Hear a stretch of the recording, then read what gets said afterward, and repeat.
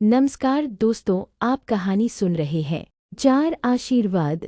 एक बार एक घने जंगल में एक शिकारी शिकार करने पहुंचा। वहां उसे रास्ते में घोड़े पर सवार एक राजकुमार मिला। शिकारी राजकुमार के साथ चलने लगा। चलते चलते उन्हें एक साधु मिला। अब वे दोनों साधु के साथ चल दिए। वे चारों जंगल में साथ साथ जा रहे थे। तभी उन्हें एक कुटिया दिखाई दी। वे चारों चलते चलते थक गए थे, सो विश्राम करने के लिए वे कुटिया में रुके। कुटिया में एक बाबाजी बैठे थे। कुछ देर कुटिया में विश्राम करने के बाद वे बाबाजी को प्रणाम करके जाने लगे। बाबाजी ने उन चारों को 4 आशीर्वाद दिए। बाबाजी ने राजकुमार को कहा, राजपुत्र, तुम चिरंजीवी रहो। तपस्वी से कहा, ऋषिपुत्र, तुम मत जियो। साधु से कहा, तुम चाहे जियो चाहे मरो, तुम्हारी मर्जी। और शिकारी से कहा, तुम न जियो न मरो। बाबाजी चारों को आशीर्वाद देकर चुप हो गए। चारों आदमियों को बाबाजी का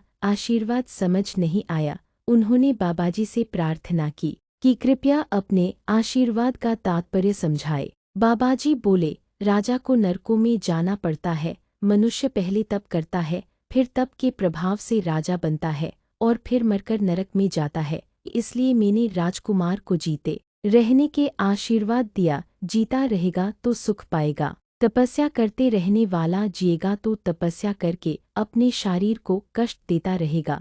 वह मरेगा तो तपस्या के प्रभाव से स्वर्ग में जाएगा अथवा राजा बनेगा। इसलिए उसको मर जाने का आशीर्वाद दिया, जिससे कि वह सुख पाए। साधु जीता रहेगा तो भजन स्मरण करेगा, दूसरों का उपकार करेगा और मर जाएगा तो भगवान के धाम में जाएगा। वह जीता रहे तो भी आनंद है और मर जाए तो भी आनंद है। इसलिए मैंने उसे आशीर्वाद दिया कि तुम जियो चाहे मरो, तुम्हारी मर्जी। शिकारी दिन भर जीवों को मारता है। वह जिएगा तो जीवों को मारेगा और मरेगा तो नरकों में जाएगा। इसलिए मैंने कहा, तुम जियो न मरो। इसीलिए मनुष्य को अपना जीवन ऐसा बनाना चाहिए कि वह जहाँ रहे वहाँ सुख पाए। कहानी समाप्त हुई। आपको यह कहानी कैसी लगी कमेंट बॉक्स में लिखकर जरूर बताएं। धन्यवाद।